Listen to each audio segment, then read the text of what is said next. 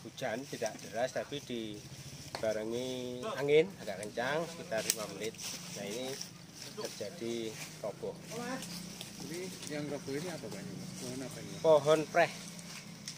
Beringin itu Pak? Oke, beringin preh. Ini menimpa apa saja Pak? Menimpa 3 ruko, Bomini, terus kios burung, sama warung kopi dan 2 rumah. Pas waktu kejadian ada korban jiwa nggak Pak? Nggak ada. Upaya dari kepolisian juga dari petugas BPBD, kita mengamankan TKP, kita jauhkan banyak warga masyarakat yang menonton, kita jauhkan ke pinggir sehingga lalu lintas tetap jalan normal. Kemudian dari BPBD melakukan penebangan pohon semaksimal mungkin. Kesulitannya apa Pak? Ukuran pohon terlalu besar atau gimana? Kesulitan pohon adalah kesulitan yang dialami adalah pohonnya terlalu besar.